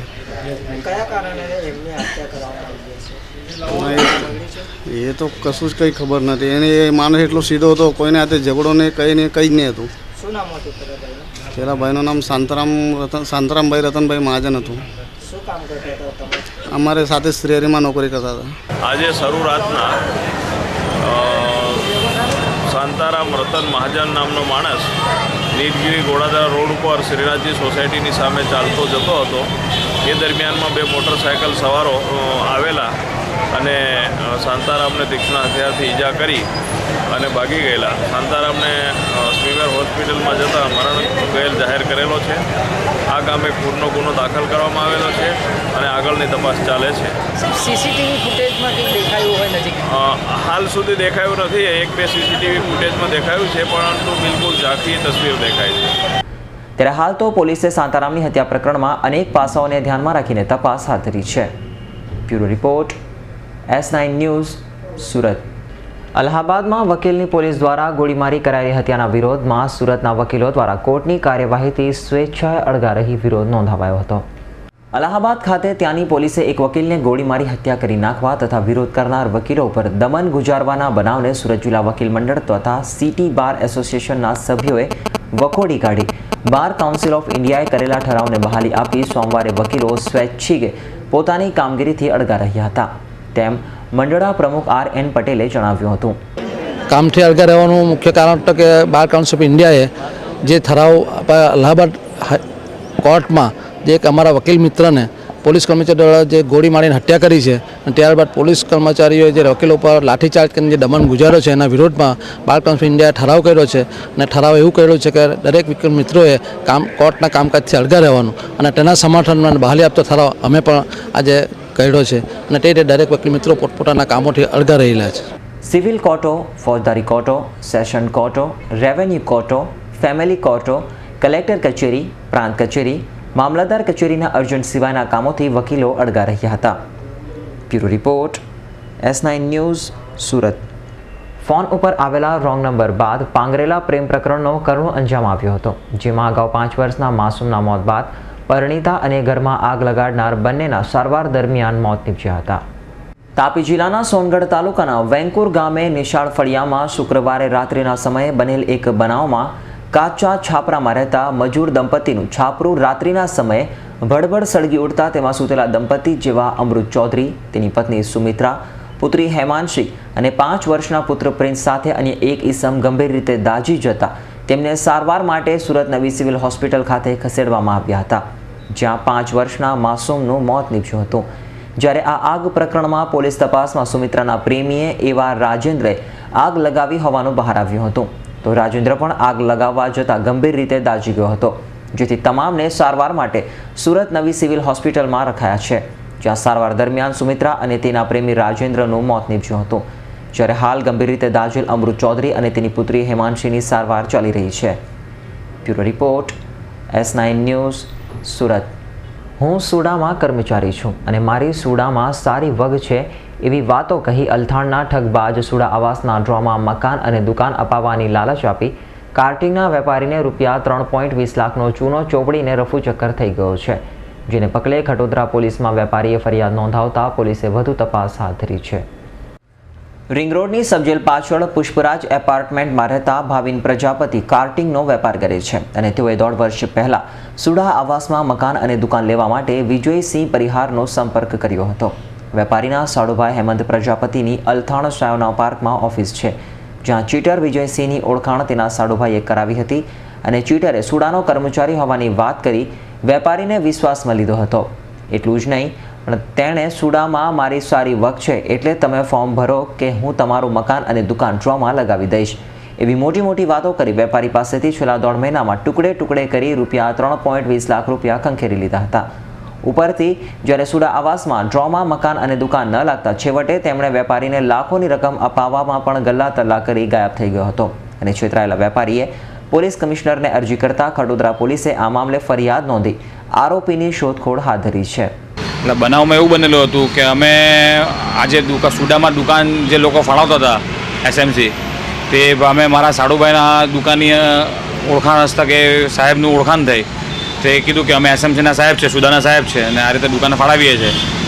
અમને સાહેબે એમના થોડા વિશ્વાસમાં લીધા, દુકાન બતાવી, બિગ બજારની પાછળ દુકાન બતાવી, રિલાયન્સ મોલની સામે દુકાન બતાવી અમને, દુકાનો બતાવીને ફ્લેટ બતાવ્યું ને પછી એમને કીધું કે આટલા પૈસા ભરવા પડશે, તો અમે એટલા પૈસા અમે ભર્યા.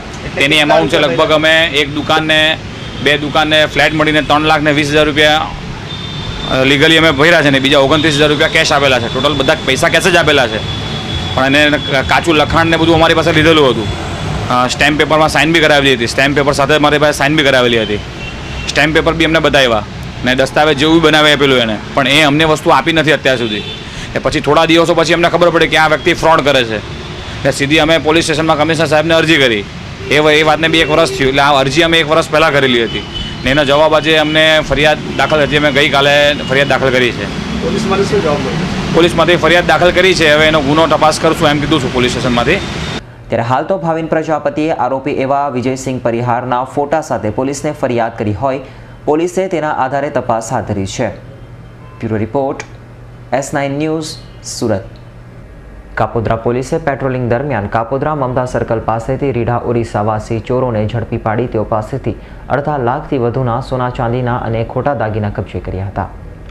કાપોદ્રા પોલીસ મથકનો સ્ટાફ પેટ્રોલિંગમાં હતો ત્યારે PSI KM માલીવાડની ટીમે બાતમીના આધારે કાપોદ્રા મમતા સર્કલ પાસેથી પસાર થતા 3 રીઢા ઓરિસ્સાવાસી, જેમાં સોનુ ભગવાન નાહક, બોબી ઉર્ફે કાલિયા સુદર્શન બારીક અને દીપક ઉર્ફે પ્રદીપ સુરેશચંદ્ર નાહકને ઝડપી પાડ્યા હતા અને પોલીસે તેઓની ઝડપી લેતા રીઢાઓ પાસેથી સોના ચાંદીના અસલી દાગીના સાથે ધાતુની વસ્તુઓ પણ મળી આવી હતી.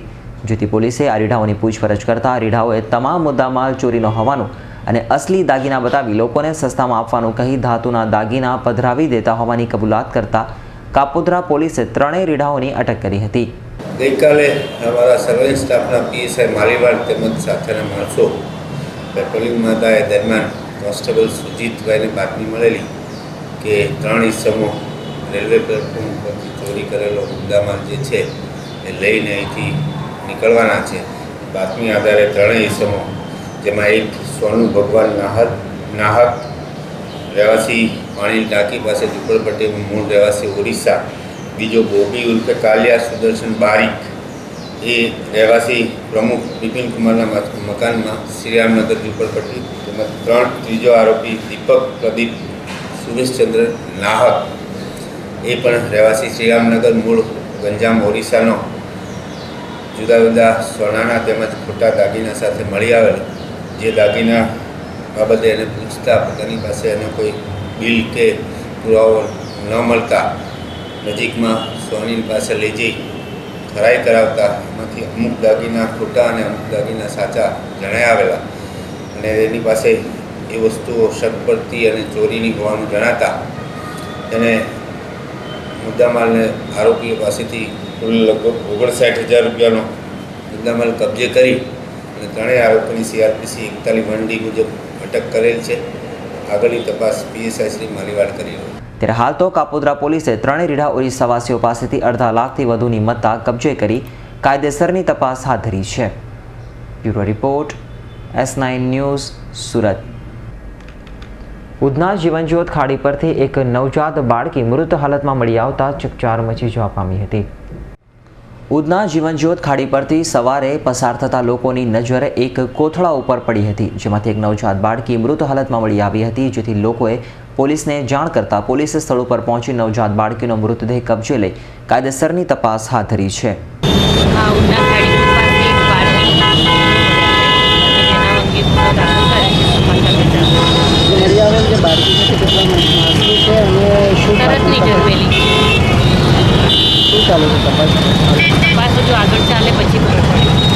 ત્યારે હાલ તો પોલીસે નવજાત બાળકીને મૃત હાલતમાં ત્યજી દેનાર નિષ્ઠુર માતા વિરુદ્ધ ગુનો નોંધી વધુ તપાસ હાથ ધરી છે. Bureau report S9 news Surat. શાળાના વિદ્યાર્થીઓને આધાર કાર્ડ માટે બોલાવાયા બાદ પણ રવિવારના રોજ આધાર કાર્ડ ઓફિસ બંધ રહેતા શહેર ઉપરાંત ગામડાઓમાંથી આવેલા વિદ્યાર્થીઓ અને વાલીઓનો ધરમધક્કો ખાતો આક્રોશ ઊભો થયો હતો. શાળાના વિદ્યાર્થીઓને શિષ્યવૃત્તિ આપવામાં આધાર કાર્ડ ફરજિયાત બનાવાયું છે. તંત્ર દ્વારા જ શહેર ઉપરાંત વિવિધ ગામોની શાળાઓના વિદ્યાર્થીઓના આધાર કાર્ડ કાઢવા માટે તેમને 15 માર્ચના રોજ જૂની કલેક્ટર કચેરી ખાતે આધાર કાર્ડ ઓફિસ ઉપર બોલાવવામાં આવ્યા હતા, જેને લઈ સવારથી શહેર તથા વિવિધ ગામોમાંથી બાળકો સાથે વાલીઓ જૂની કલેક્ટર કચેરી ખાતે આવી પહોંચ્યા હતા. જોકે ત્યાં આધાર કાર્ડની ઓફિસ બંધ જોતા લોકો અકળાયા હતા. ધીરે ધીરે 150 થી 200 લોકોનું ટોળું જમા થઈ ગયું હતું. જોકે આમ છતાં આધાર કાર્ડ ઓફિસ ચાલુ ન થતાં લોકો ઉશ્કેરાઈ ગયા હતા. તપાસ કરતા આધાર કાર્ડ કાઢનાર એજન્સી સબજેલ ખાતે ગઈ હોવાનું જાણવા મળતા લોકોનો ઉકળાટ વધ્યો હતો. તંત્રે જ તારીખ આવ્યા પછી પણ આધાર કાર્ડ ઓફિસ બંધ રહેતા લોકોને ખરા ઉનાળામાં ધરમધક્કો ખાવાનો વારો આવ્યો હતો. ઉપરાંત આર્થિક નુકસાન પણ ભોગવવું પડ્યું હતું. સવારથી બાળકો સાથે આવેલ વાલીઓને બપોર સુધી ટળવળવું પડ્યું હતું. ભર ઉનાળે આધાર કાર્ડ કઢાવવા આવતા નિરાધાર બનેલ બાળકો અને વાલીઓમાં આક્રોશ ઊભો થયો હતો.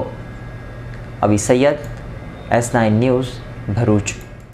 છોટાઉદેપુરના સંખેડાના જાપ ગામે બપોરના સમયે બરફના ગોળા ખાવાથી લગભગ 51 જેટલા લોકોને મોડી રાત્રિના સમયે ઝાડા ઉલટીની અસર થઈ હતી, જેમાં બાળકોની સંખ્યા 25થી વધુ થઈ હતી.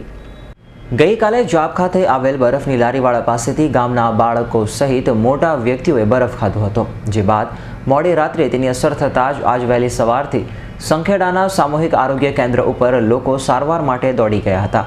જો બપોરના 3 વાગ્યા દરમિયાન 51 જેટલા લોકોને સારવાર આપવામાં આવી છે, જેમાં 8 જેટલા દર્દીઓને વડોદરા ખાતે ખસેડવામાં આવ્યા છે. બ્લોક હેલ્થ ઓફિસરના જણાવ્યા પ્રમાણે બરફના ગોળા ખાવાથી આ અસર થઈ છે.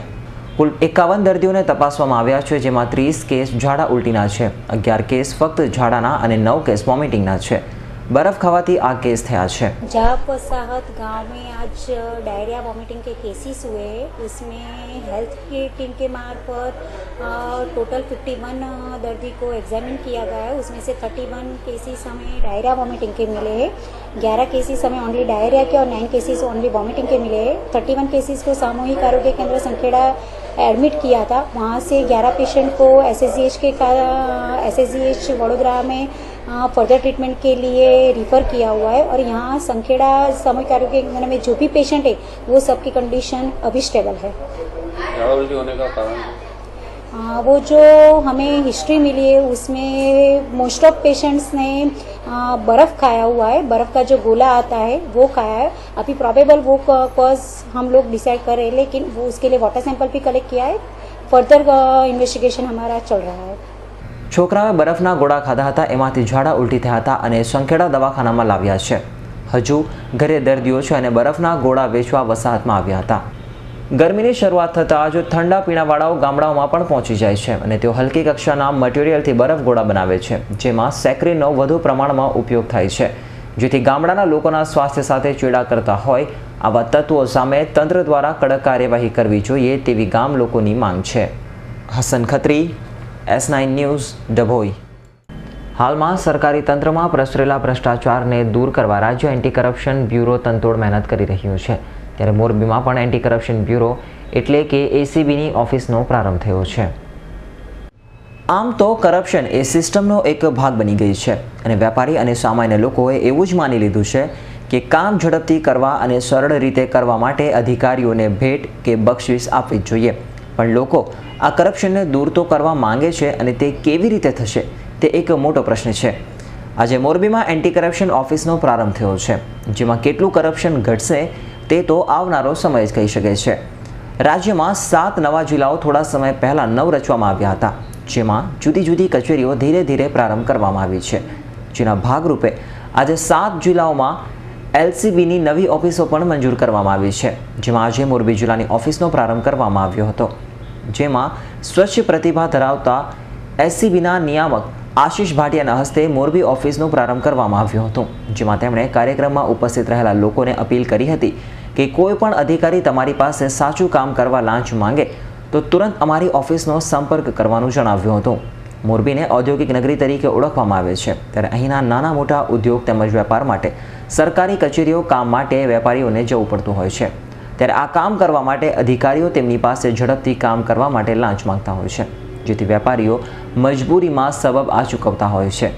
પણ મોરબીના સ્થાનિક લેવલે SCBની ઓફિસનો પ્રારંભ થતાં મોરબીના ઉદ્યોગકારોની આશા વધી છે અને લાંચ લેવાનું પ્રમાણ અધિકારીઓમાં ઘટશે તેવી ઉદ્યોગકારો આશા સેવી રહ્યા છે.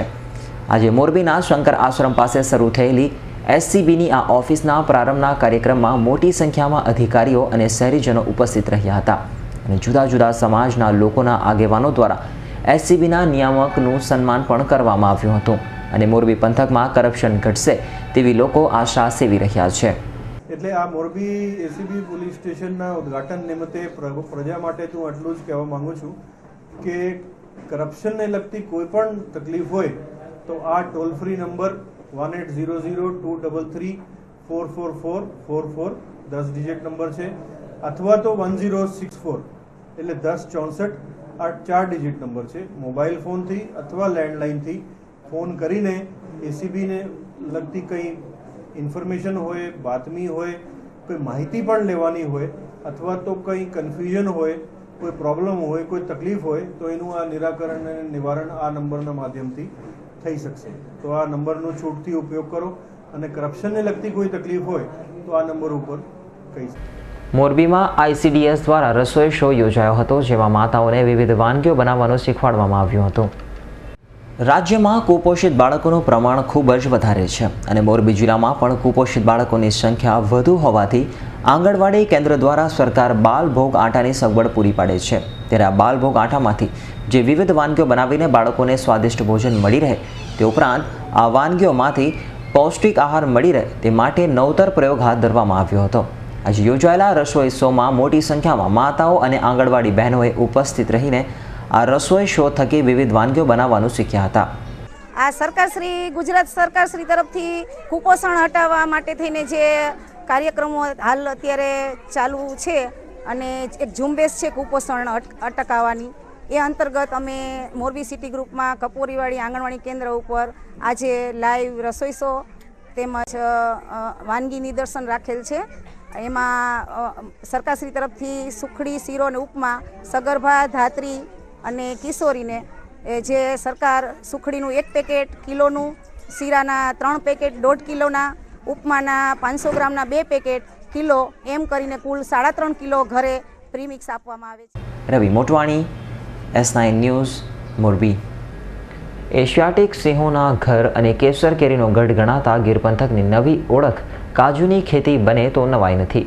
કેસર કેરીના છેલ્લા ઘણા વર્ષોથી નિષ્ફળ જતા પાકના પગલે ગીર પંથકના ઘાવા ગામના એક ખેડૂતે કાજુનો બગીચો બનાવ્યો છે અને ધીમે ધીમે અન્ય અનેક ખેડૂતો કાજુની ખેતી તરફ વળી રહ્યા છે. કેસર કેરીના ગઢ એવા ગીર પંથકમાં હવે કાજુની ખેતીનું આગમન થઈ ચૂક્યું છે, કારણ કે વારંવાર વાતાવરણમાં થતા ફેરફારો અને કમોસમી વરસાદથી કેસર કેરી પકવતા ખેડૂતોની માઠી દશા બેઠી છે અને આ જ કારણે ખેડૂતો આંબાના બગીચાઓનો સફાયો કરી રહ્યા છે. પરંતુ આંબાના બગીચા કાઢી નાખ્યા બાદ ઉજ્જડ બનેલી જમીનમાં શું કરવું તે એક મોટો સવાલ ખેડૂતો માટે ચિંતાનો વિષય બન્યો છે. ત્યારે ગીર પંથકના ધાવા ગામના જશવંતભાઈ નામના ખેડૂત પ્રેરણારૂપ બન્યા છે. જશવંતભાઈએ તેની 8 વીઘાની બંજર જમીનમાં કાજુની ખેતી શરૂ કરી છે અને આ પ્રથમ 200 કિલો કાજુનો પાક પણ મેળવ્યો છે. મારું ગામ ધાવા અને 5-10 વર્ષથી ધીમે ધીમે આ વર્ષ જેવું તો મારી ઉંમરમાં મેં વર્ષ જોયું નથી. આ વર્ષે આંબાના ઝાડ ઉપર કેરી ગોતવી કઠણ છે. ફ્લાવરિંગ એ સારું હતું પણ સેટિંગ જ ન થયું. અને આ વર્ષે કપાવાના ગામ એટલા બગીચા કપાય છે કે કદાચ કેરી ગોતવી કઠણ થાય. આંબામાં જોખમ વધવા માંડ્યા એટલે પછી મેં બાગાયતમાં જ વિચાર કર્યો કે ભાઈ હવે આપણને આંબા પછીમાં કેમાં સારું રહે એવું વિચાર કરી અને બધે ફરી અને પછી એવા નિષ્કર્ષ ઉપર આવ્યો કે ભાઈ કાજુમાં સારું રહે એટલે કાજુ મેં કોકણ બાજુથી લાવી અને વાવ્યા છે મારા ખેતરમાં. કેસર કેરી અને કાજુ વચ્ચે શું તફાવત છે તેના ઉપર એક નજર કરીએ તો કેસર કેરીના આંબા રોપ્યા બાદ 8 વર્ષ બાદ તેમાં પાક આવે છે. કેસર કેરીના 1 કિલોના 20 થી 30 રૂપિયા ખેડૂતોને હરાજીમાં મળે છે. 1 વીઘા જમીનમાં 20 કેસર કેરીના આંબાનું વાવેતર થાય છે. એક આંબામાં 100 થી 150 કિલો કેરીનો ઉતારો આવે છે. કાજુની ખેતીમાં જોઈએ તો કાજુના ઝાડના વાવેતર બાદ 10 વર્ષે પાક લેવાય છે. કાજુના 1 કિલોના 600 રૂપિયા ખેડૂત મેળવી શકે છે. 1 વીઘામાં 40 કાજુના ઝાડનું વાવેતર થાય છે. એક કાજુના ઝાડમાંથી 20 કિલો જેટલો કાજુનો ઉતારો આવે છે. તેમજ આ કાજુના ઝાડને પાણી ખૂબ જ ઓછી માત્રામાં જરૂર પડે છે. હાલ તો આ ધાવા ગીર ગામના ખેડૂત જસવંતભાઈના મતે કેસર કેરી કરતાં કાજુની ખેતીમાં સારું વળતર ખેડૂતો મેળવી શકે છે. આ બંજર જમીન હતી અને 10 વીઘા મારા ભાગમાં છે. એમાંથી 8 વીઘા મેં રિપેર કરી અને 320 ઝાડ મેં વાવ્યા છે. બજારમાં તો ઘણો ફેર છે. કાજુના તો રિટેલમાં 600 રૂપિયા જેવા કિલાના છે અને કેરી તો હવે જોખમવાળી થઈ ગઈ અને એ કિલાના ભાવમાં તો 20 રૂપિયા કે 25 રૂપિયા જ હોય બધી. એટલે કાજુમાં ઉત્પાદનની દ્રષ્ટિએ 40 છોડ વીઘામાં આવે અને એક છોડ પુખ્ત વયનું એટલે કે 10 વર્ષનું થાય એટલે 10 થી 20 કિલો સુધી નટ આપે. પણ 10 કિલો આપે તો પણ 1000નું ઝાડ થયું તો પણ 40,000નો વીઘો થાય. એટલે આ વર્ષે 200 કિલો જેવાનો ઉતારો આવી ગયો છે અને હજી ચાલુ જ છે ઉતારો. એટલે આમાં 25% નીકળે એટલે 50 કિલો જેવો ચોખ્ખા કાજુ મળશે અને એનો બજાર ભાવ હોલસેલમાં 500 રૂપિયા કિલાના મળે છે. અને પાણીની અહીં સોર્સ નથી એટલે વગર પાણીના ઝાડ એમ કે 1-2 પાન બાજુમાંથી લઈને પાઉં છું. બાકી આને કોઈ જંગલી જનાવર, આ જંગલની બોર્ડર ઉપરનું અમારું ખેતર છે. જંગલી જનાવર દી હાથમાં તો અહીં આવી જ જાય પણ આને કોઈ જાતની રંજાડ કરતા નથી કે આમાં ખાતા નથી કે નુકસાન કરતા નથી. મારી દ્રષ્ટિએ તો મેં કમ્પેર કરી પ્રોસેસ જ્યાં કરાવવા જાઉં છું ત્યાં એ લોકો એમ કહે છે કે કાજુની ભાઈ ગોવાના કાજુ કરતાં પણ ગીરના કાજુની વેરાયટી અને સ્વાદ બે કંઈક અલગ જ છે, સારો છે એના કરતાં એમ. એટલે ગીરના ખેડૂતો જો આના તરફ વળે તો આમાં પણ કેસર કેરી જેટલા સફળ થાય એવું મને લાગે છે. ગીર પંથકમાં વારંવાર પડતા કમોસમી વરસાદ અને મિની વાવાઝોડાના કારણે કેસર કેરી પકવતા ખેડૂતોને ધોળા દિવસે રોવાનો વારો આવ્યો છે. ત્યારે જશવંતભાઈની જેમ ગીર પંથકના અન્ય ખેડૂતોએ પણ કાજુની ખેતી તરફ વળવું જોઈએ તેવું ધાવા ગામના સરપંચનું માનવું છે. અમારા ગામમાં ધાવા ગામમાં જે પ્રગતિશીલ ખેડૂત જસમતભાઈ રોલાએ જે આ કાજુનો બગીચો કર્યો ત્યારે એમ કહેતા હતા કે અહીંયા ન થાય અને ખેતીવાડી ખાતું પણ કહેતું હતું કે આ જે શક્ય નથી. એટલે જે અશક્યની વાત છે એ જે અત્યારે જોતા એવું લાગે છે કે જે આ સોનામાંથી સૂરજ ઉગ્યો એના જેવી બાબત છે આ એમ. અને જે કેરીનો પાક નિષ્ફળ જવા માંડ્યો એટલે ખેડૂત વિચારી રહ્યા છે કે હવે જે કાજુ તરફ વળવાનું બધા હવે એવું માનવે છે કે હવે કાજુ તરફ વળીએ એમ. વેસ્ટ જે જમીન છે, નકામી જમીન હોય તો એમાં કાજુ વાવે અને 2 થી 3 પાણ હોય તો પણ કાજુ જેવો પાક છે, જંગલી પાક ગણાય તો એમાં થઈ શકે એવું આ જોતા એવું લાગે છે. આ લોકો જે વેસ્ટ જમીન છે અને જે કેસરનું નામ તાલાળાનું હતું અને વેસ્ટ જમીનમાં જો કાજુના બગીચા થાય તો જે તાલાળાનું નામ જે ગીર કેસર તરીકે ઓળખાતું તો હવે જે ગીર કાજુ તરીકે ઓળખાય એવું મારું માનવું છે. ગીર પંથકની શાન ગણાતા કેસર કેરીનો પાક સતત ઘણા વર્ષોથી નિષ્ફળ જતા અમૃતફળ આપતા આંબાના ઝાડને કરજદાર કિસાનો કાપી રહ્યા છે. ત્યારે વિશ્વ ફલક ઉપર પહોંચેલી ગીરની કેસર કેરી ભૂતકાળ બની જવાની કગાર ઉપર છે. ત્યારે પંથકના બાગાયતી ખેડૂતો માટે કાજુની ખેતી કારગત નીવડે તેવી સંભાવનાઓ વર્તાઈ રહી છે. Rakesh Pardava, S9 news, Gir Somnath. સમાચારના અંતમાં એક નજર કરી લઈશું અત્યાર સુધીના મુખ્ય સમાચાર ઉપર. SRK ડાયમંડ ફેક્ટરીમાં હીરાની આપ-લે કરતો કર્મચારી કરોડોના હીરા લઈ ભાગી છૂટ્યો.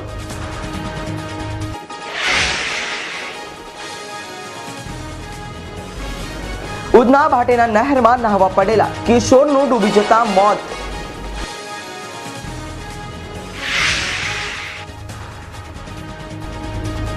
ધોરણ 10 નો ગણિતનો પેપર સામાન્ય હોવાનું જણાવતા વિદ્યાર્થીઓ.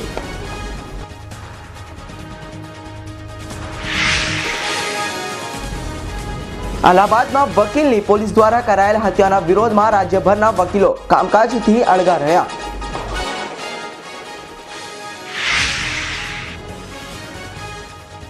અને વલસાડના ચીખલી ગામે દીપડાનો આતંક. દીપડાએ બકરા ઘીટાને નિશાન બનાવ્યા.